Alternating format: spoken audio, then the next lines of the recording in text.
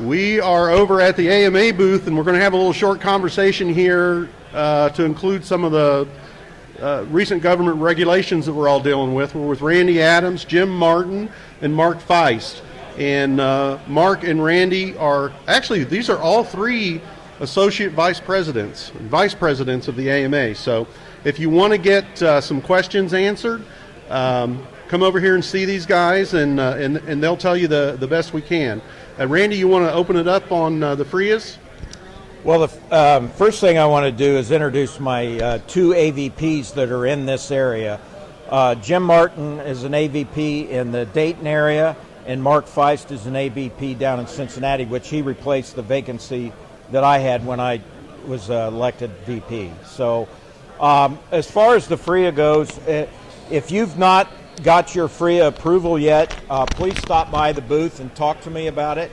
The AMA is working on all of those that have been denied, and they're working out what they call a letter of agreement, which will allow the clubs to use the facility without the remote ID requirement. And those are slowly getting worked through. I think last I heard there was about 200 of them that had not been approved in the United States. I know that there's a few here in the Dayton area that have not been approved yet, so we're willing to talk about that.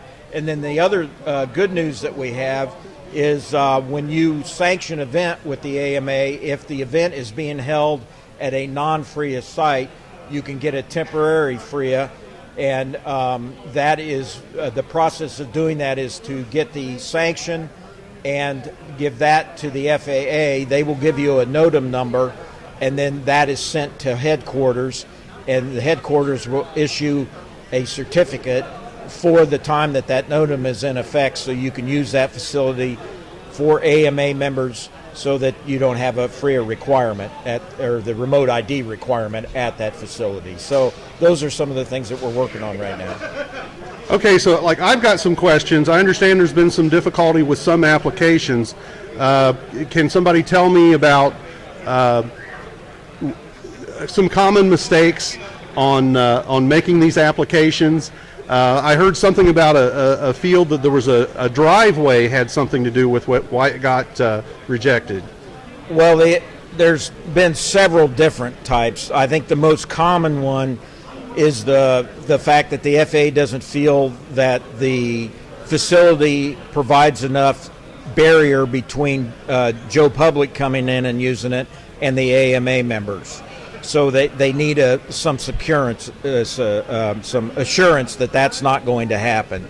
The letter of agreement basically says that we recognize that this is a community-based organization that's using the facility, and they're the ones that protect to make sure that all of the members are AMA members and members of the club.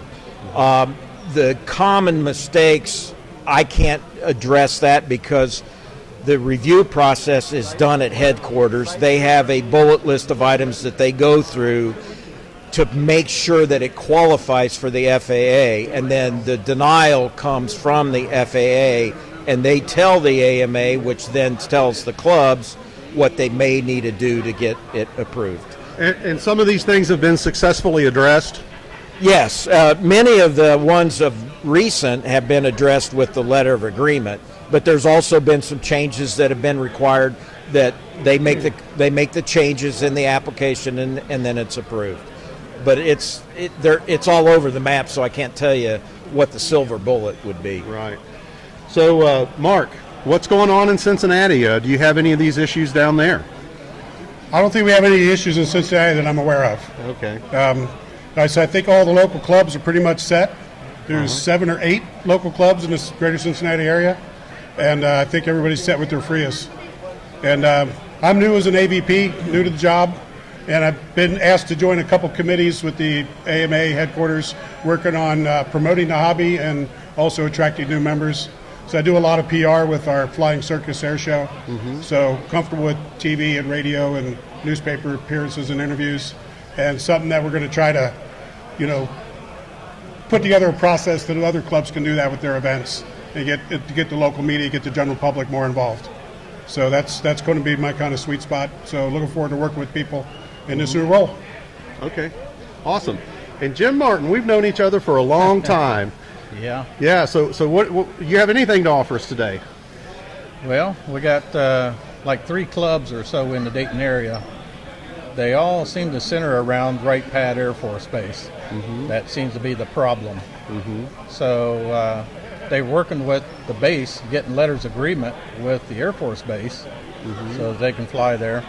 And so they can operate right now under the new FRIA requirement. They've all been denied their FRIA application, but they can still operate now under that new revised system for now.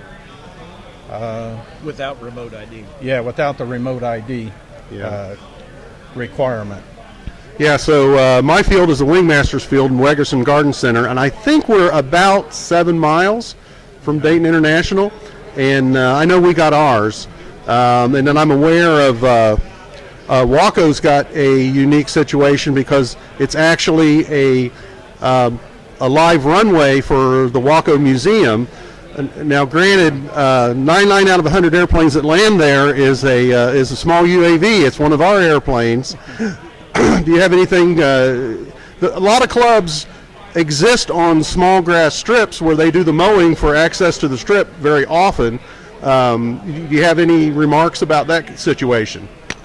Well, one of the problems up there at the Waco field is they got that railroad track that's just beyond the full-scale runway. And so now you're not supposed to fly over any public access. There's also a bike path right on the other side of the railroad track. So that's kind of a little bit of an issue there, I think. Other than that, I can't think of much else. Okay, so you should come over and talk to these guys at the AMA booth, and don't despair if you get your initial FRIA application denied, because they can give you some advice, any changes you might be able to make to the application, any corrections, any proper ways to say things and document things, and agreements with your property holders, and they can find a way to make it work most of the time. So The one issue that I want to make sure everybody understands is that you have to be a sanctioned AMA club to submit a FRIA application. You cannot do it on your own. Are there any other CBOs, community-based organizations, that they're issuing FRIAs for? I think some academic institutions and some governmental teaching facilities, but I don't know the exact number. Couldn't hear you. Oh, okay. So. Okay, anybody else got anything? All right, well, we appreciate you guys coming and representing the AMA here at the show. We're trying hard to keep a good, strong show in Ohio, and you guys help us out and have been volunteering in the hobby for a long time to keep our hobby as safe and secure as possible. There's over 120 years of flying experience and modeling experience right here. Right. Yeah, so these guys have been there and done that. Come talk to them in the main arena at the AMA. Look for the flags. Thank you. Thank you. Thank you.